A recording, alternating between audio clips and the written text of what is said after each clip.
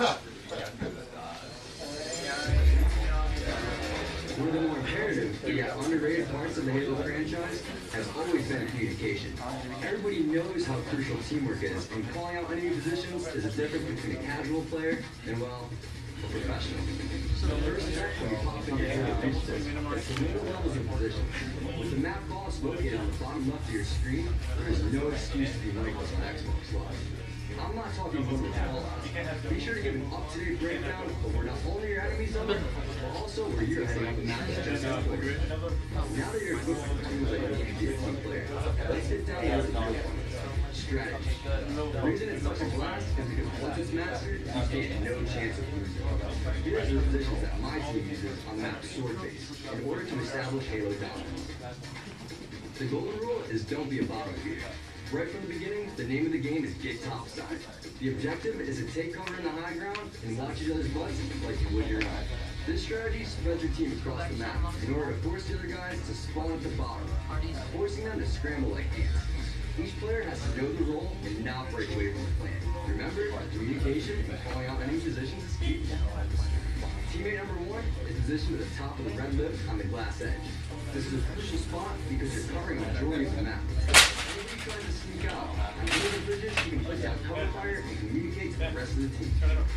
Teammate number 2 is located at the red staircase, right below teammate number 1, watching the middle of the yellow base, break room 1, and the yellow 1 lift. Beware of any opponents trying to sneak or flank through the bottom of the map. To keep it simple, I just call them teammates. Technically, you're in a supporting role by watching the back flanks or anybody trying to sneak up on the team. Teammate number 3 is located at top yellow, bouncing from corner to corner between the doorway, just in case the opponents try to frag him out with grenades. Even though it may be a boring job, it is easily the most important. One of the more common ways a team tries to take back top control is through the lift, especially if they know your team is up there. Teammate number 4 is located right outside the yellow lift on the bridge to the right. He is also interchangeable with teammate number 3, who is watching the yellow lift. If either of them gets weakened by enemy fire, they can switch positions until further notice. His role in the team is to control the middle of the map, the bridges, main lift, and anybody who tries to get up through the red bed. By the way, when you see my Gamertag Super Square on Xbox Live, don't use these strategies. I like the keyboard. Multiplayer advancements in Halo What's Reach that? are Oh, wait, which one's Droid almost S? literally unlimited. Oh, there's a There's a Droid lot 2 of things that they've done here. Of course, they've added new maps, and of course, they've added new weapons and vehicles and features to that multiplayer. And they made significant improvements in the netcode and the matchmaking experience.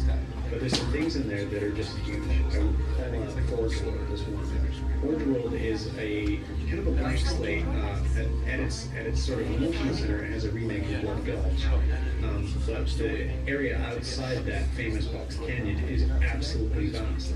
And you now have the tools and the ability to make almost any map that you can think of within that space. So in that regard, you're literally getting an infinitely replayable multiplayer experience just with that one map. And that's forgetting the new maps and the remakes that are making it matchmaking set.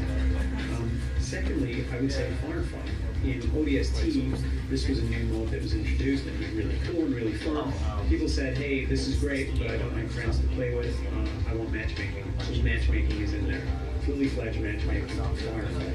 And a lot of other people said, this is great, but it feels a little one-sided. It would be great if I could have a versus mode and play this against my friends as well as in cooperation with them. And so they've done that. You take your turns to be either the bad guys or the good guys in the Firefight matches. And you can hold off swarms of Covenant even as your friends play as a Covenant and try to take you down. And then, just like after a fight, switch sides at half time, and now you're the bad guys. They're planning on making a new action, I think, but apparently it's going to be fast.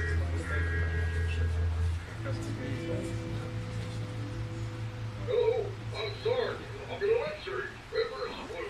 And I'm Private Cliff from the same show. Everyone here, Rivers Blue, is gearing up to the big changes coming in Halo Reach. Moving to a new game can be a challenging time in any video game character's life. For example, you may find yourself experiencing an increased interest in alien species. Hey, come back with that! Or due to increased graphics, you may notice pixels in places you didn't have pixels before. Don't be scared. This is not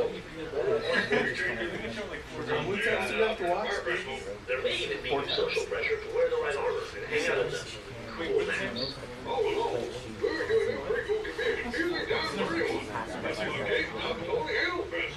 Look for all Halo fans to learn about the upcoming changes to expect as they move to Halo Reach. Contests, prizes. You can even win a life-size Spartan statue when you pre-order at GameStop. Just visit GameStop.com/HaloFest. And remember, Statue. unless you don't have internet connection. You have to text Then you are. 641. And then they text you back saying, hey, what's up, buddy? Or they say thanks. Look, they spelled it wrong. They spelled it 5 cents. Halo Reach multiplayer is something I've been looking forward to for a long time. The thing I could be the most stoked about is the Halo Reach Firefight. Bungie knew what they were doing for hardcore gamers when they made Reach's Firefight fully customizable. 2 words, mind blowing. If you're a competitive gamer like me, this is right up your alley. You can actually create your own custom Firefight game type and save it to your hard drive for other gamers to play.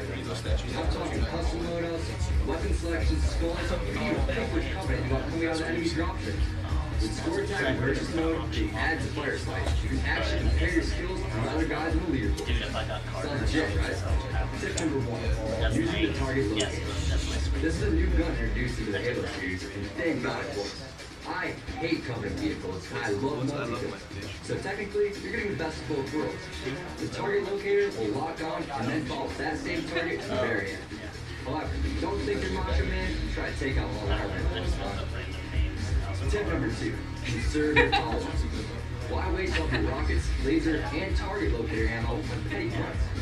Save it for the big dogs, or coming out in the later waves. The only way to do that is actually my next tip. Tip number 3, recycle your weapons. What is weapon recycling, you ask? Grab the power weapons and bring it back to the safe spot, preferably in your health pack or your teammates. The best time to do this is during the beginning of the game, or when the Covenant forces are at their weakest. Grab the power weapon, find the one you dropped, and keep running before the next wave comes. But be careful, if the weapon lays on the ground for too long, eventually it will disappear.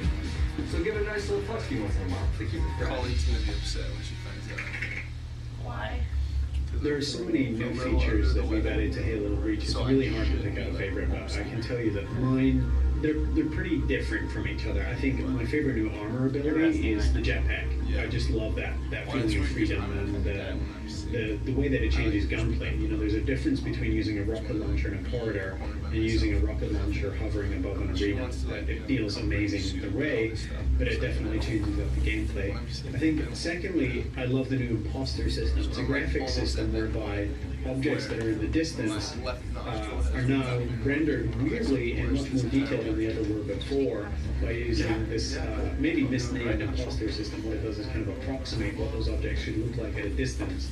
And the savings that the Bungie guys get in terms of pixels are pretty huge. So it means that your epic landscapes and your epic vistas are more epic than ever before. You can see further, you can see where stuff happening, you can see battles going on in the distance. Because it's Halo, usually you can get there and jump on the But I think my third favorite feature is probably the entire collection of social features that the world, the ability to make any kind of map, any kind of gameplay style, any kind of action that you want using these really simple to use tools. I think we're going to see people that never been interested in matchmaking before, making really incredible spaces to play in and really fun gameplays. So I'm getting season 3 tomorrow, the first 2 days. One of the coolest features in Halo Reach multiplayer beta is the armor loadouts. If you play the beta, you got hands-on experience how fun, competitive, and groundbreaking the loadouts are in the Halo franchise. For those of you who didn't play the beta, they should probably listen up so you don't get stuck. Here are my 3 favorite armor loadouts, how to use them, and how not to get used by them all at the same time. Well, I guess there's stuff now too, like when the movie comes out. Nothing beats escaping death with a good punch to the ground and invincibility, only to be rivaled with the old school Halo ultimate. The key is not jumping the gun because you're getting shot in the back. Evaluate the situation and use the armor lock only as a last resort. Don't waste your ammo and let off clips to your opponent mid-lock. The best way to counter the armor lock is wait for the raging spark to calm down. And place your grenade perfectly at speed while it wears off.